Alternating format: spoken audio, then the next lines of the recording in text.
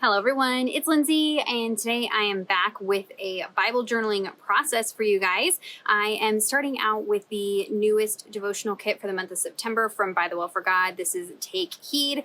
There are still some kits available, though not many, so I will have my unboxing link down below if you want to head on over, check that out, maybe grab some of the goodies, pick up the kit. It's another good one from By the Well. I've already been very convicted in a couple of the days in the devotional. So I'm excited to kind of journal my way through that. I am working through this devotional the same way as I did last month. I took lots and lots of notes here in my growth book. This is from Growth Roots Co. I will have it linked down below. I know in prior videos I had it linked to By the Well, but they are out of the stock of them at By the Well. So I'm just linking directly to the Growth Roots Co.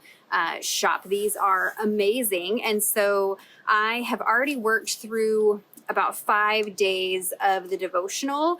And if you missed last month, what I'm doing is I'm going through and writing out every single verse listed for the devotional day. And I'm writing it out. And then I'm looking at my commentary in my study Bible. And then I also get on Blue Letter Bible app and look at a few different commentaries on that. If there's anything that stands out, I take those notes. I'm actually doing all of that before reading the devotional content. So I've gone and highlighted the verses, I write them out, look the verses, study the verses, and then I come back and read the content and kind of see how those verses fit in with the content, rather than having the devotional content direct kind of my thinking of the verses, if that makes sense. That may not be how you want to work through it, but that's how I'm working through it. And I'm really picking up a lot from the scripture that way. And then I get to round it out with Judy's words there in the devotional. And then she does have some reflection questions if you want to include those in your notes as well. So I also created some digitals. I'll link the video down below showing how I manipulate the digitals from By the Well for God to create like the different clear stickers that I'm using. And then I'm just using the clear alphas in here as well. So lots and lots of note taking, but we're going to start right at day one. You will see here I've done a dashboard for the month. This is just a fun way to be creative in this notebook. I'm not going to be doing tons of this on every page. I'm just doing this for the start of the month, and I am copying down some of the information from the intro of the devotional. That way, years from now, when I come back to this, I'll be able to kind of read that and have some context for the study notes that follow it. And it gives me a chance to kind of play around with some of the products. I do use the kit sticker. Mine actually looks different because I fussy cut right up to the edge of the sticker and then use it that way. So it does look a little bit different, but that's just a fun little process, and then take my notes. So we are going to be journaling day one. This devotional theme, we are talking about some of the warnings and directives that are given to us in God's Word. It is our, as Judy calls it, instruction manual for how to live a godly life. But before getting into some of those, she starts out with the day titled Take Heed. And it's just some scripture reminding us to take heed, be vigilant, don't be complacent, be aware that there's struggles that we're going to have in our Christian walk, living that godly life. But there are verses that remind us that we have the strength of Christ in us to help us overcome those moments of complacency, but also a reminder that we are carrying Christ with us. We have the Holy Spirit, right? And so just reminding us to be vigilant because we are image bearers of God. As Christians, we are an example to other people, and so we need to just keep that at the forefront of our mind. So we're just kicking off the devotional with kind of that reminder there. And so I have pulled together, or I should say, let's go over the notes real quick. So for the scripture, we have, starting out with, first, I need to stamp the number 1. 1 Corinthians 10:12 says, "Therefore let him who thinks he stands take heed that he does not fall." This is that verse, that warning that we don't grow complacency, guard against complacency and overconfidence. Don't be so prideful about your position that you let your guard down and fall into sin behavior. Galatians 2:20 is one of the ones reminding us that we have our identity in Christ. I have been crucified with Christ, and it is no longer I who live, but Christ who lives in me. And the life which I now live in the flesh, I live by faith in the Son of God who loved me and gave himself up for me. So our old selves are dead, having been crucified with Christ. We have the privilege of having the indwelling of Christ as new believers. So we do have that strength within us. Ephesians 1:19 through 20. And what is the surpassing greatness of his power toward us who believe? These are in accordance with the working of the strength of his might, which he brought about in Christ when he raised him from the dead and seated him at his right hand in the heavenly places. My notes here said that some resurrection power, the same resurrection power that brought Jesus back to life now resides in the believer. That exact same power. So even though life seems really tough, we do have the tools and the resources and the strength of God to get us through that. We just need to look to him and lean into him. MacArthur's note here says that Paul is the one that wrote Ephesians there. Paul, therefore, did not pray that God's power be given to believers, but that they be aware of the power they already possessed in Christ and use it.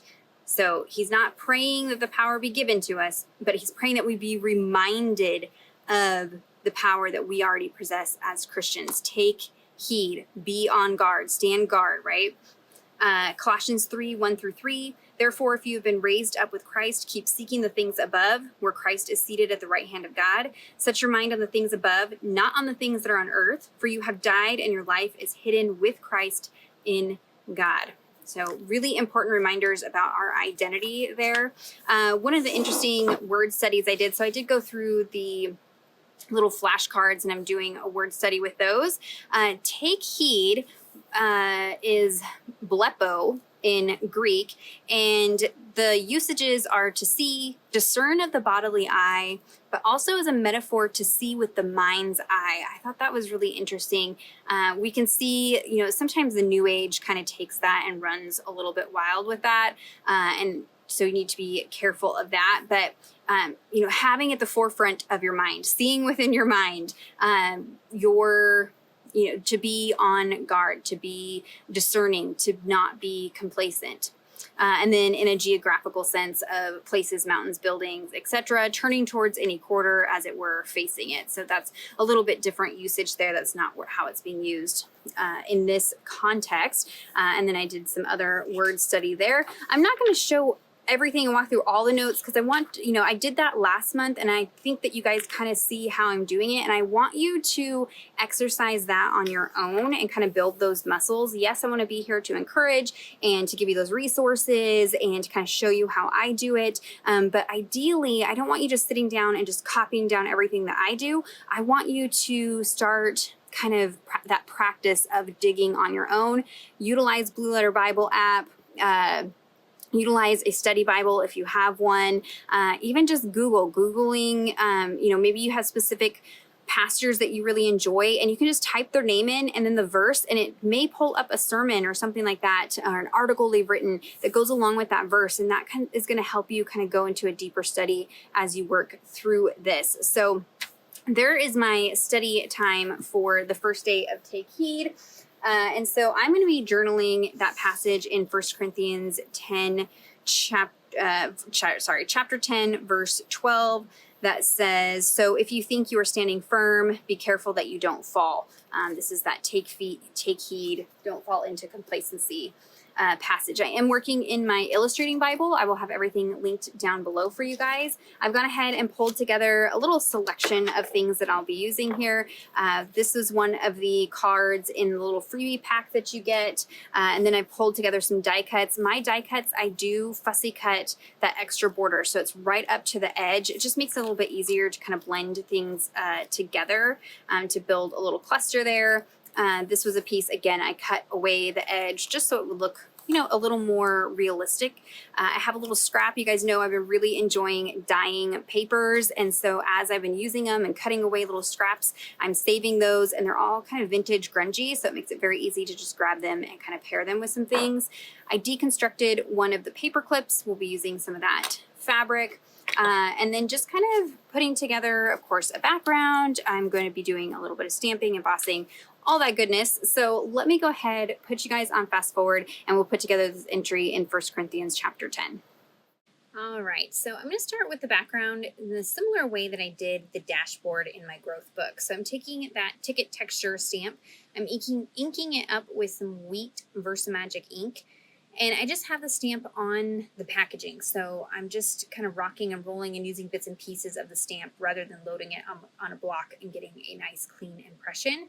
And that gives me a nice textured background. Then I'm going in with some brushed corduroy Distress Oxide ink and blending that to distress the page. I'm going in a little heavier on the edges, and then after I get that initial laydown of ink on the edge, I'm kind of dragging the brush lightly over the rest of the page, and that's going to give me a really nice, soft, aged look. Oxides are much easier to blend with on paper like this than the regular Distress inks. Then I'm pulling out this lace stencil. This is a much older stencil from By the Will for God. I don't think it's available any longer, but I will link something comparable down below for you guys. And I'm just using that same brushed corduroy ink to do like a tone-on-tone type texture, kind of in this bottom right-hand corner here and extending up towards the top of the page. So that just kind of adds a little girly touch there. Then I'm going to antique up all of my pieces. So I pulled out some frayed burlap Distress Oxide ink and one of my blending tools, and I'm just running this along the edge of all of the pieces that I will be laying down on this page. If you don't like grunge, skip this grunginess step. But I just feel like it pulls everything together and kind of makes die cuts look a little more authentic vintage, having that color variation. Now, before I start building my cluster, I do want something for the cluster to sit on, because those, suitcases don't just float in the air in real life. So I'm using one of the washies, the faux washies in the stickers in the kit, and I'm actually cutting it while it's on the backer sheet. That's just a little bit easier so I don't get gunk on my scissors. And I cut it down just like I would tear a piece of washi off of a roll of washi, and using that as kind of a grounding spot for this cluster. But before I stick that down, I do want to add some additional florals, kind of extending out over here. And I'm using the backer sheet, or the stamp sheet, to get an idea of where to place that stamp and the orientation that I want it. And then I'm laying it down on the page, and then I'm finding a large enough stamp block, and I'm actually picking it up from the paper while orienting it on the stamp block. So I'm kind of lining up the bottom edge of the stamp block with the bottom edge of my page, and the left edge of the stamp block with the coil of the Bible. That way, when I go to stamp it down, all I have to do is line up the edges of the stamp block, and that stamp will be exactly where I'd already kind of tested it out using the stamp backer sheet. A little bit extra, but I want to make sure just the right amount is peeking out from that cluster. And you saw me use my RV Arts pressure tool to get a really nice, good, even impression with that stamp.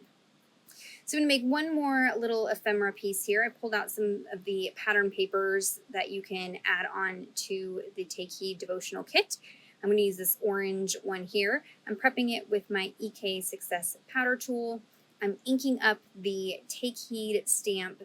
This is the kit stamp, with some gingerbread Versamagic ink, and I'm coating that with some walnut stain Distress glaze. The glaze is translucent, so it's going to pick up a little bit of the color from the Versamagic ink, and you kind of get a custom color when you do it that way. And I'm just going to heat set it till it's nice and shiny. Fussy cut that out, and then I'm also going to age that with some frayed burlap Distress Oxide ink on the edges as well. So now we can start kind of assembling things. I'm going to build my little suitcase cluster here. And then I have that ticket, like I mentioned, that came in the freebies. I am going to punch out the hole. And I did cut away some of the excess paper around the edges of that piece. And I'm just going to tear off a strip of that fabric. Again, that was one of the fabric clippies that I just deconstructed. I mentioned that in my unboxing videos, that I like to deconstruct those and then use the fabric as textures in my journaling, and this is one way that I do that. Just kind of figuring out where everything is going to go. I decide this little piece is going to need a little more texture on it as well. And that is where this strip of notebook paper is going to come in. So I colorized that with some ground espresso distress reinker.